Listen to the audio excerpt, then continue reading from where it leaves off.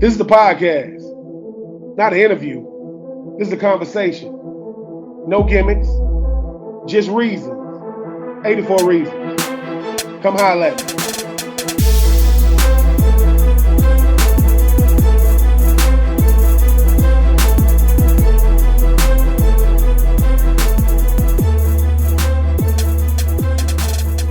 What up, my good people? I am Ben True. This is the latest installment of 84 Reasons. No games, no gimmicks, just reasons. But my reason for the day, before we even get to Gainesville, we got to go all the way back to Franklin, Tennessee. For those of you who don't know what Franklin, Tennessee is, being a Tennessee Titan myself, I appreciate the Titans drafted me back in 2004.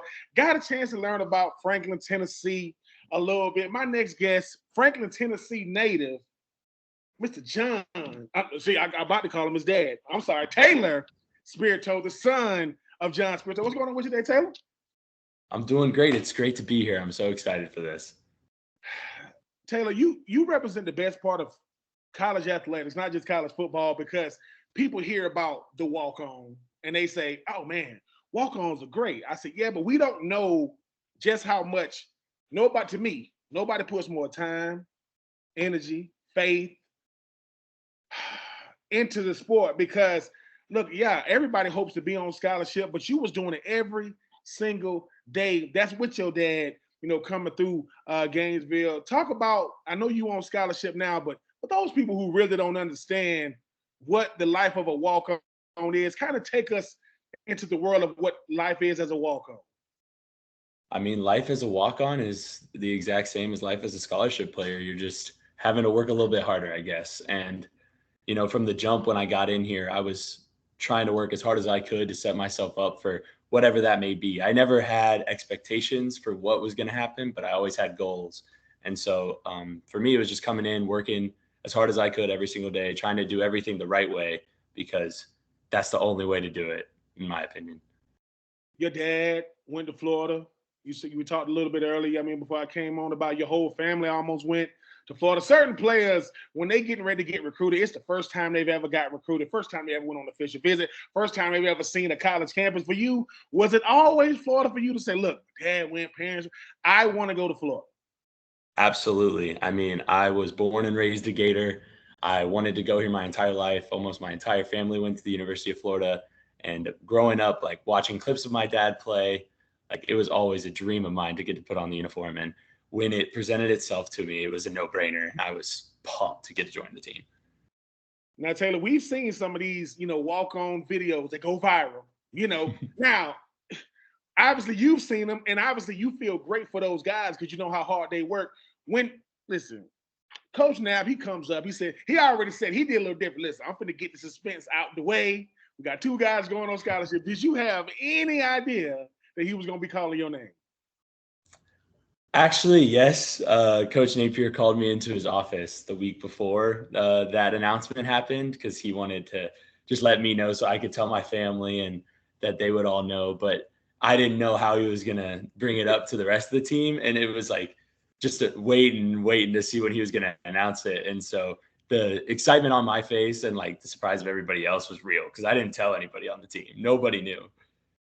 So Coach Napier calls you up to his office. So number one, for those who don't know, when the head man calls you up, that's like the principal's office. What is he calling me up here for? I didn't do anything. Absolutely. It's like a gift and a curse. I want him to call me up, but I kind of want to have some type of, could you kind of give me hey man, wave a flag or something, let me know. But when he sits down with you, the initial conversation with you and him, what is that feeling? Because like you mentioned, hey, coach, I appreciate even you allowing me to be a walk-on on this team, which is very, very prestigious as well. But when he tells you, hey, Taylor, listen, we love what you've been doing. You embody, the University of Florida. Obviously, you had orange and blue running through your blood well before you even knew what a football was. But then he says, we're going to put you on scholarship. Do you sit back and say, do you hit him with the, are you serious? Or it wasn't just, well, man, prayers and hard work and dedication really paid off in that regard? When he told me, it felt crazy. It was hard to believe. That's what I kept telling him. I was like, I can't believe this is happening because it's what every walk-on dreams of. And, I had been on the team for last year was my third year. And, I obviously wanted to get put on scholarship. That was ultimately a goal, but I didn't know it was going to happen as fast as it did. And so when he called me in and talked to me about it, it was a dream come true. And it was just surreal, honestly. And that's why I kept telling him, thank you so much. I can't believe this is happening. I know the Gator Nation is still rooting for you, still rooting for Coach Billy Napier. We know what he has the ability to become as a great coach, right? We know about X and O's, attention to detail. What makes Billy Napier a great man? A great man is that he cares for each and every person in this facility on a personal level. And that was something that struck me when he first got hired. It was day 2 of the Napier era, I guess, of us out at practice. And he already knew me. He already called me by my name. He was like, okay, Spierto. And it was like, he already knows me and he's been on campus for 2 days. And it's crazy because that doesn't normally happen. I was just a walk on. Like at that time, I was not high on the depth chart at all. And so to see that, and then he carries it out like with every single person. Like I said, he has a personal relationship. He knows you deeper than just your name. And it means a lot from someone like me who was a walk on before. Spiritual, I see, obviously I be, full transparency. I be Twitter stalking y'all to figure out what y'all doing. Cause I want to know about the person. I do 84 reasons because I want people to root for the person, not just the colors, not just the university, which we understand Gator Nation is crazy. That could be a good or a bad thing, depending on who you asking. But when I see you at, the NCF or YMCA, and you say putting smiles on these young people, because we know how hard it is to be one of the 85 scholarship or walk-on guys in Florida.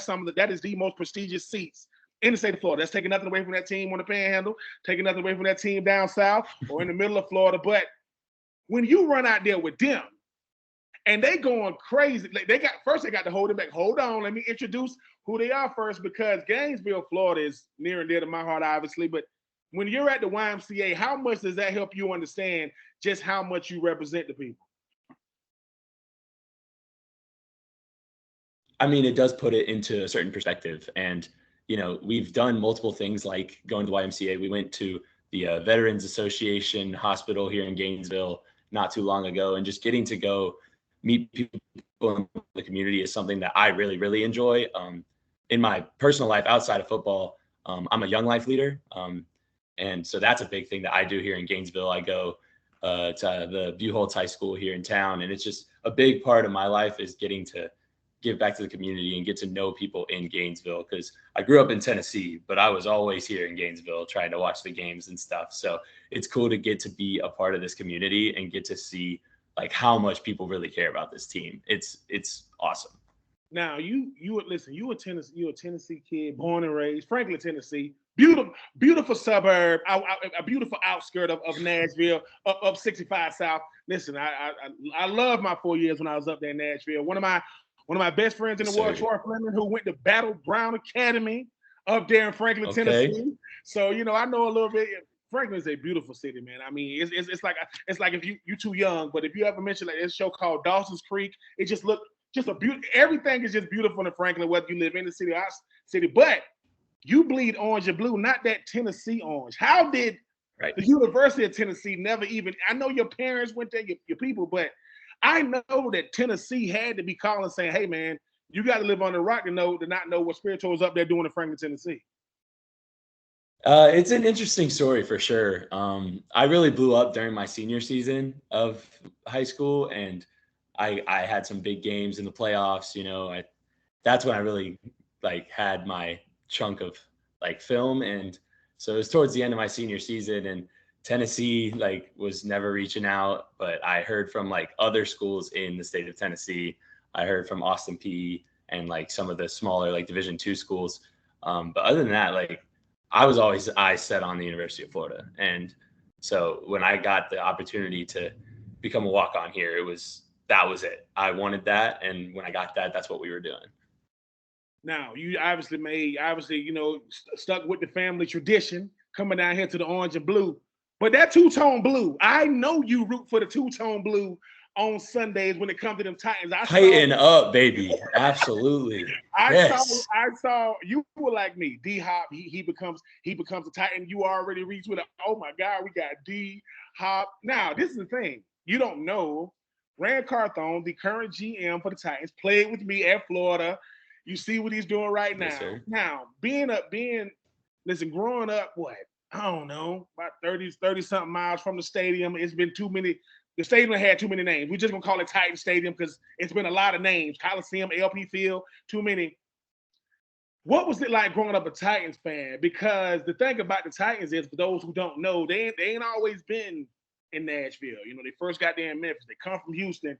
What is it about that two-tone blue to let you know, look, man, I might not be a University of Tennessee fan, but when it comes to Sundays, y'all already know what my allegiance is. Absolutely. The Titans organization has been one of the biggest things that I followed since a kid because when you grow up in Tennessee, like there's not a professional sports team in Middle Tennessee for every sport, but like the Titans were like the Titans and the Predators. It's like I'm following them. And so growing up as a Titans fans, like it was like we're gonna get over the hump. Like when I was a kid, we were like always like doing well, like fighting for the division title. But like when I got to high school and like into college, we really got better and Derrick Henry had those big seasons. It's so fun. I love the Titans. I'm excited to see what Mr. Carthon does. When you two-way athlete in high school caught the what if I can remember correctly, my memory, if I can jot the memory a little bit, what caught the game-winning touchdown past 4 seconds left on the clock. I think in the quarterfinals, you like you mentioned, your senior year, you was able to really just shine. But you said once I knew I can go to Florida and be a walk-on. What is that feeling like? Because it's different for you, Taylor. Because most of us play the football, play back. We want to go to a big time school. That's somewhere Miss Captain Ivy's is saying yes. That's what we want to do. But you growing up watching them, you watching your dad. If you find a film of him watching him, but you run out there, like you running out there, that 30 on your chest, that Spierto on your back. What is that feeling for you? Because it's different for those who just want to see the dream of playing play. It's different for you because you're saying, I'm not the first Spierto to come out here. But I want, Daddy, I love you, but I want this for me. I want to know what it's like to run out in the swamp. And for those of you who don't know what that feeling is, if you can bottle that up and sell it, it will sell out in seconds. There's a reason why we run out. Then they do the national anthem because you are out of breath. You have no breath left. What is that feeling for you being a legacy player like a Miles Graham, like a Jonathan Odom, even though he's not? What is it like for y'all? Because for you, it's always Gainesville, Gainesville, Gainesville. But now you finally running out and you making it, you made the dream come true. Like I said before, like things like that are just surreal. There's nothing like running out of the tunnel in the swamp before a game, especially in those games against Tennessee at night or any of the big ones like that. There's no feeling like it. And I take a lot of pride in like those moments. I try never to take those moments for granted, especially when we run through the tunnel and then go pray in end zone. That's honestly probably the top moments of my college career so far, is like really getting to take in the moment in those prayers when I'm sitting there in the end zone and I get up and I look at the crowd in front of me and I just scream, let's go. Like that is just the epitome of college sports, and just like getting to do it for the team that I've always loved is unlike anything else. And I try not to take it for granted. If you from the state of Florida, you circling Florida State on the schedule. If you from Georgia like me, you circling Georgia on the schedule, even though everybody's gonna circle Georgia on the schedule. You are from Tennessee. There's a quarterback that went to Tennessee last year that will go unnamed, that said some things that he probably regrets saying. Shouldn't have said it, but he did say it. But then it got flexed. Hey man, it's Florida, Tennessee at night, right? That atmosphere was good. I mean, just to see it on TV with the lights and just the don't back down, won't back down. It's just, but you're there. You're doing it. Or if somebody would have put a heart monitor on you, Spiritual, they would have been like, dude, are you all right? Yeah, man. It's like, what was that atmosphere like at night? You know what I'm saying? Them boys from Knoxville coming to Gainesville, and you being a Tennessee, you had to be like, listen, like, fellas, listen, I know I don't usually do this. We need to win this. Okay, we want to win them all. Make no mistake about it. I need Bragg. I got to go home sometimes. I don't know when, but when I do, I want to be able to talk trash to them creamsicle orange wearers up there. That game was unbelievable. I like that was the first game, SEC home game I got to play in the Swamp. So like that was another thing. Like you said, we had a streak going on against Tennessee at home that we knew about. We knew about what the guy said. We had it up on boards in the facility. We were ready to go that game. And that was just a different kind of energy in the Swamp that night. And getting to be on the kickoff team that game was electric because Trace Mack was booming the ball out of the end zone every time. So I could run down in the back of the end zone and get the crowd into it. That night was one that I won't forget from like the rest of my life. And I like can still remember the feelings that we had like on the sideline when Demo gets that pick, on the field when we're getting them hype after we just scored another touchdown. Like that game was unreal. And I hope to have more like that down the road for sure. Everybody talks about wanting to play in the SEC football. For those who will never get a chance to do it, only be onlookers, please give the listeners just a small inkling of what's it like playing in the SEC. I think the thing that is different about the SEC is there's no weeks off. And it's something that you really understand when you're going on the road to LSU and you come back home and you got like, we got Tennessee at home. We got to go on the road and play Kentucky. Every single atmosphere is different. And it's just the level of play is so much higher and the stakes are so much higher in every game. It doesn't matter what the records are because this is the SEC. This is SEC football. And guys are going to be running around and they're going to be faster, stronger, more athletic than any other league in college football. And so it's different. It's a different level. Taylor, I mean, like I say, man, you are a guy that it's easy to root for because your story is so compelling. Then you mix in the family ties. Then you mix in the fact that you say they make sure I got to catch against Tennessee or against Vanderbilt. Those are the little things about a coach that say, give me Spierto. What? Throw it to him. I don't care what the coverage is. I don't care because that's the part of football that goes, people just look past and think, no, man, make sure that man gets some burn against these teams. He didn't grow up a Vanderbilt fan. He know a Vanderbilt. No, let me say this, people. I mean this. Nobody grows up Vanderbilt fan. If you're from Nashville, I get it, but come on now. Now Tennessee, yes, Peyton Manning. I know Jay Cutler went to Vanderbilt, but stop it. Just come on. And Vanderbilt know I love them, but let's come on now. Let's stop doing it. Okay, but you also are becoming like a whole human being. We talk about the football part, and listen, y'all got facilities now. I mean, you telling Mertz and them and freaking Montreal, meet me in the hot tub and could you bring me I get a pineapple smoothie with could you bring y'all got lockers that look like G5 jets in there. Y'all got the best of everything. But that part about the Gator made, the Gator good, and making sure it's not so much y'all do it. They saying, hey Taylor, what do you want to do? What part of Gainesville do you talk about Buchholz? You talk about that part even more because I think we get so caught up in this NIL thing. People think it's all about the money. That's not true. That's the farthest thing from the truth. At what point when it came to this NIL world did you say, all right, this is where I fit? Because we got a lot going on. Gainesville gets real big when you out in Gainesville trying to see these young people. Where did Taylor realize this is my best fit and this is what I can potentially not just seeing myself doing in my time in Gainesville? If I do choose to move back to Tennessee, whether it's Franklin or not, I could take what I've learned here into adulthood. Right. You talk about the facilities. I was the last season of being in the South End Zone facility. So I really love this new facility and like understand what like that difference was.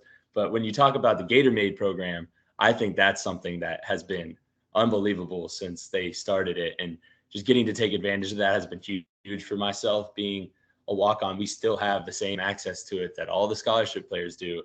And taking advantage of that has been huge. I went on a player development trip last summer to Nike headquarters in Oregon and getting to talk to people there, connect with people there. And I'm getting the opportunity to go to Los Angeles this spring break and meet with a ton of big companies out there. And just that opportunity that's provided from Gator Made is something that is going to value so much outside of just football. And I think that is so amazing that we have access to that. And like I said, it being the same for walk-ons and scholarship players is phenomenal. And to not take advantage of that while you're here is like, you have to. You can't not.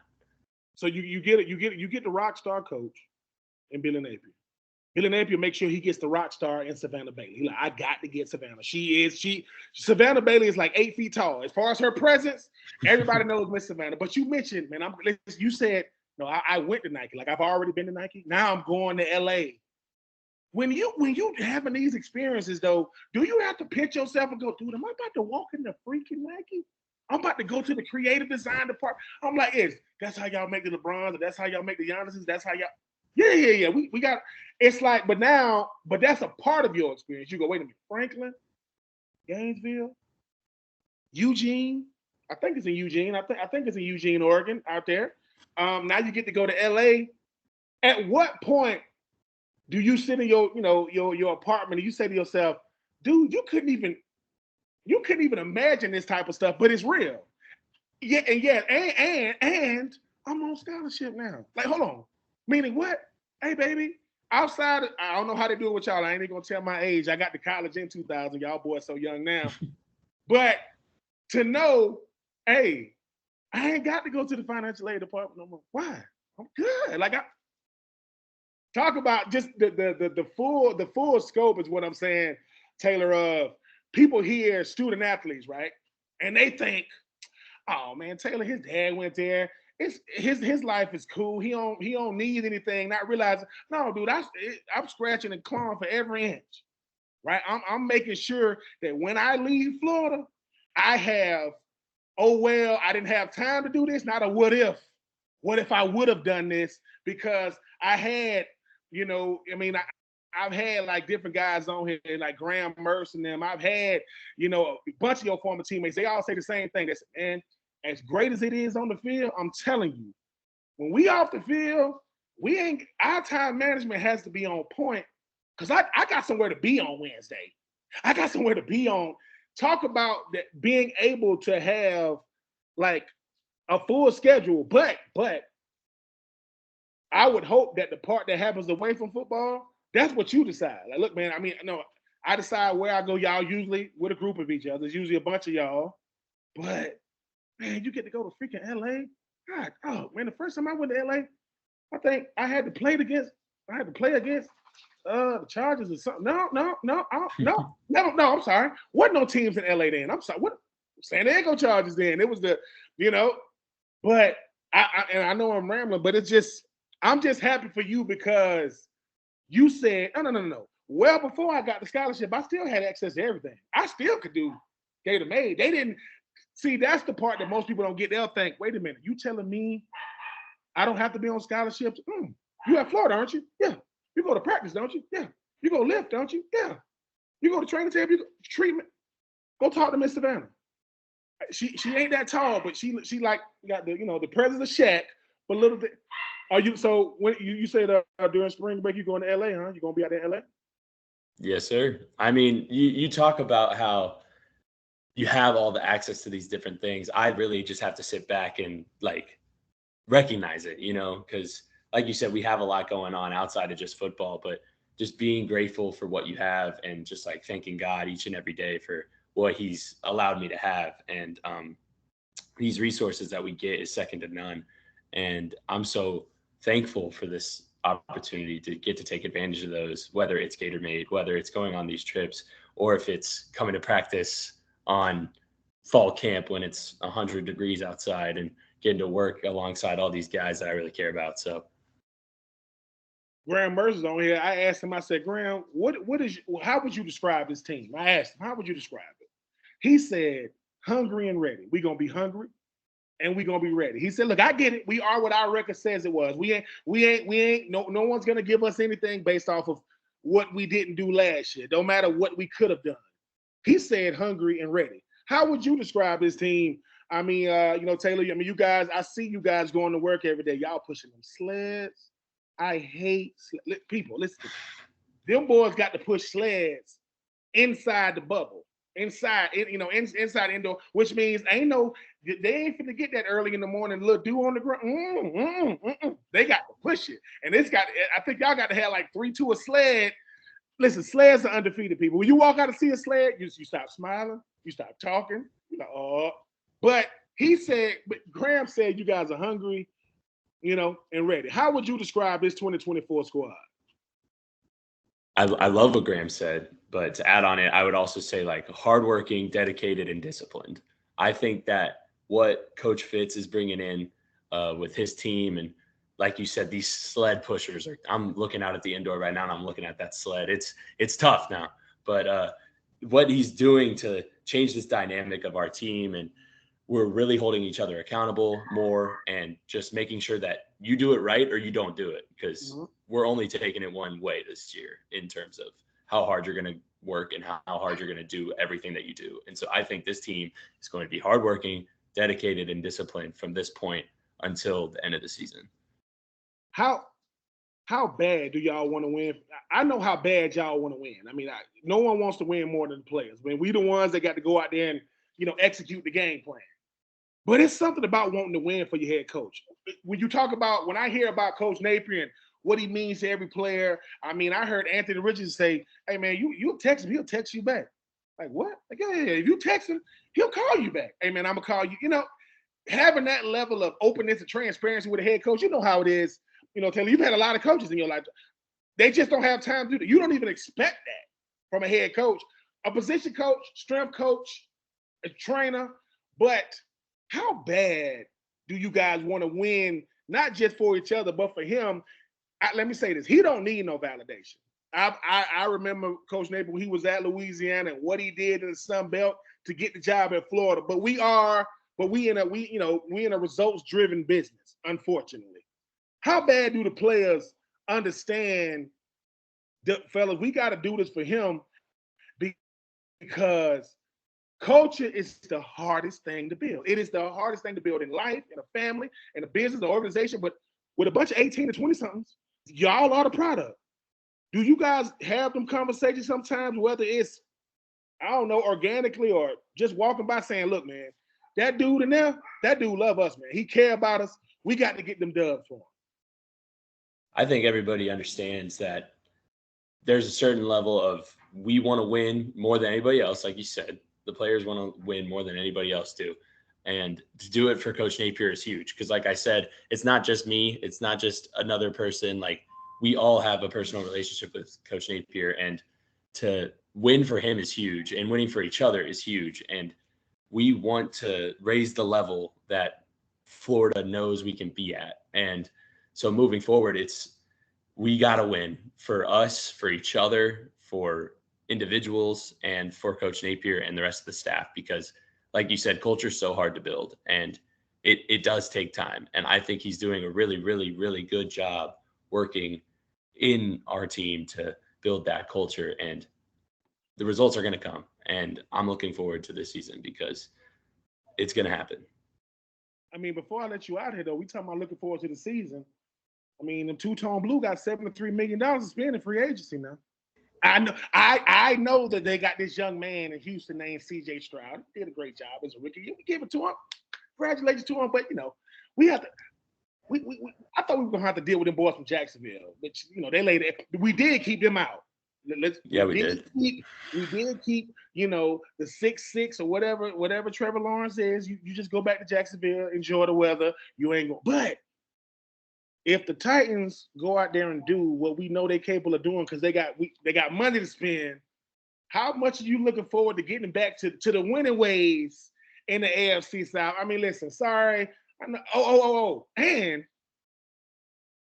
Titans got a new stadium coming soon. Gonna have a dome. I'm just saying, I'm going to that. I don't know about you. I'm in there for that. But how you feel about, our Titans being able to say, man, look, we know we got to deal with the Patrick Mahomes and the Lamar Jacksons and the Joe Burrows and the Josh Allens of the world when you get to the playoffs. But we run the AFC South. I can say that. No, the Titans run the AFC South. We just had a bad year in 2023.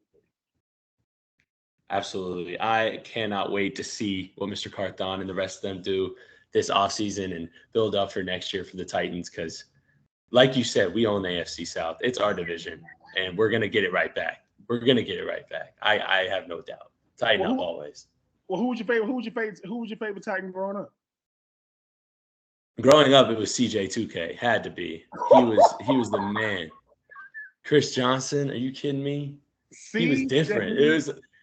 The speed was different. And it was like watching the Gators too, because we always had insane speed when I was growing up. It was like we had speedsters. And so it was the same on the Titans when I was growing up with Chris Johnson at running back. It was huge. Favorite, what's your favorite moment as a Titans fan, what is a moment you always remember? Like, man, this cemented your Titan fandom when you saw it. Sorry, could you say that one more time? I say, what is your favorite Titan moment? Like, you've seen a lot of them. This moment cemented you as a Titan fan for life.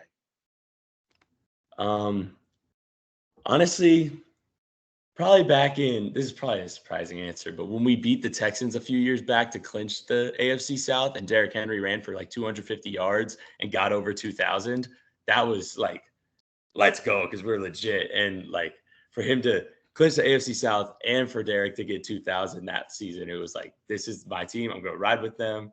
And like my other team in professional sports I root for a lot are the Miami Heat.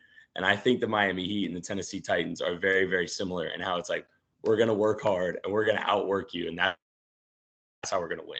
And I love that about the Titans. And that's really that game, I think, exemplified that, because we just ran the ball the whole game and ran right through them. Ladies and gentlemen, he is Taylor Spierto, the son of John Spierto. He is from Franklin, Tennessee. He did not go to the University of Tennessee. He reps them boys from Gainesville, also reps them two-tone Dubois from Nashville, also likes them boys down there in Miami. Yeah, he likes South Florida team, but it's the Miami Heat. Shout out to Dwayne Wade, who will be the first ever professional sports player to have a statue outside of the Miami. So Wade County, W-A-D-E, for those of you who don't know. But now, on scholarship, been to Oregon, going to L.A., hey, all I can say is, man, listen, life has to be great to be Taylor Spierto these days, because I don't know what his favorite route going to be next year. Just throw it to him. Let's get it to him in space. I know the skill set. And for those of you thinking, oh, man, get the ball in his hand, just so I can go back to some of them Tennessee days. He was all over the radio up there going crazy. He was a local celebrity in Franklin. For those of you, Franklin isn't big enough. If you nice, you can't go nowhere. You can't go nowhere in Franklin if you're nice. But more than that, man, he repping them boys. We talking about Gator Made. We talking about Gator Good. We talking about Florida Victorious. But this is, right here, this is 84 Reasons. No games, no gimmicks, just reason. But if I got to give you a reason to listen this time, first name Taylor, last name Spierto. And let me tell you something. I know we got to go to Tennessee this year. We're going to take this show on the road, because there is only real one orange, and it's the Gator orange. If you want to have a creamsicle, well, that's the orange they wear up there. It's like baby throw up orange. It's up there in Nashville. We respect them, but we just don't believe they better than us. We know we got to play the game. It's a long time from here. Listen, Taylor, stay healthy. Tell them youngins, remember when you first got in the wild out room, you was asking questions. Now they're asking you questions. Hey, Taylor, did I do this right? That's what they don't tell you, right? Ricky Pearsall, we gonna miss you, boy. We love everything you meant to the University of Florida. But now, them youngins walking in saying, Taylor, did I get my depth? Taylor leading the drill. Man, I'm super duper proud of you, super duper happy for you. I know every time you go home, your friends like, man, you been lifting weights. All I do is run and lift. What? All I do is run and lift. I run, I lift, I push sleds, and in between, I try to get a bite to eat. I can't remember what I ate, but I did eat something. Yes, sir. Thank you for having me on. This has been super fun. Hey, man, thank you for coming on, man. This is going to be one a minute. Like I say, I try to get you. I always say this. I want to get them when they ain't got no hair on their face yet. When I see them 10 years later, I say, Taylor, remember what? Yeah, man, we was sitting in front. I try to get you now, man. But listen, keep that smile on your face. Keep God first. Listen, understand that haters have to have a job. Without people like ourselves, they wouldn't have nothing to hate on. But guess what? Haters and supporters both bought a ticket. They both understand because they got to watch it. So don't worry about it. Keep being you. Yes, sir. Thank you so much.